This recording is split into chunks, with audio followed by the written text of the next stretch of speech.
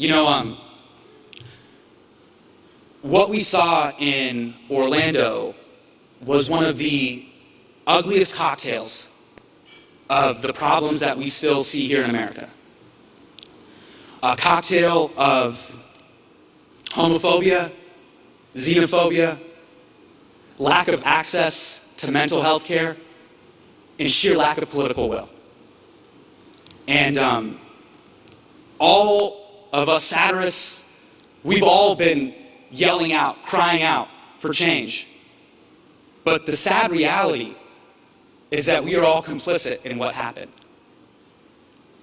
Every day in our workplaces, in our homes, in our religious institutions, there is covert or overt discrimination or phobia towards people of different religious, racial, or sexual walks of life. And we just sit there and we let it happen because it doesn't affect our bottom line. Oh, I didn't say it, Hasan. I don't think it's that way. They said it, okay? It's not that simple, Hasan. And we just go on with our lives because it didn't affect our status quo. And the sad reality is stuff like this is going to continue to happen unless we recognize that civil liberties are an all or nothing game. A rising tide lifts all boats. It's not pick or choose. So whether you like it or not, we all have to step up and fight for each other. Otherwise, the whole thing is a sham. And until we do that, hijabis are going to get harassed in the streets. Members from the trans community are going to be demonized for using the bathroom. And my brothers and sisters in the African American community, their spines are going to continue to get shattered in the back of paddy wagons until we stand up and say something.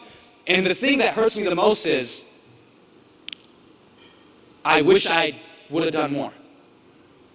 To my brothers and sisters in the LGBTQ community and every marginalized community, I'm sorry I didn't do more.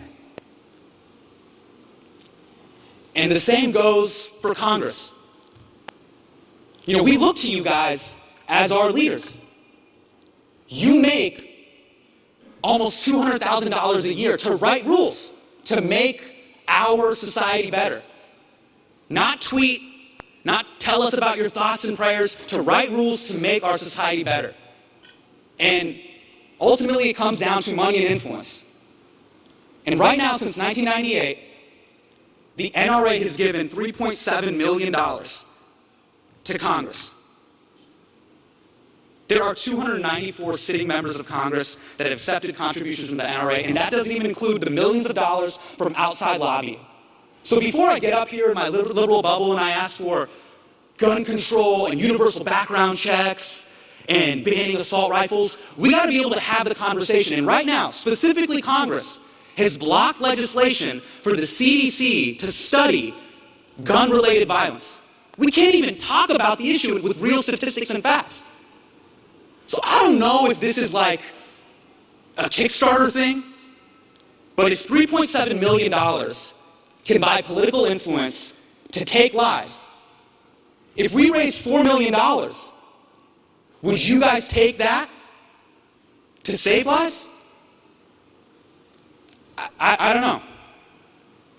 Ultimately, I just got to ask you this. Look, when I got into comedy, when you guys got into media, and when you guys got into politics, we wanted to do the best work we could possibly do. Is this what you want your legacy to be? That you were could have done something, Congress, but you didn't because of outside lobbying? That you were complicit in the deaths of thousands of Americans? And look, I know being a member of Congress is hard. You got to placate your base. You got to look out for re-election. You got to answer to lobbyists. But please persevere, because our thoughts and prayers are with you. Good night.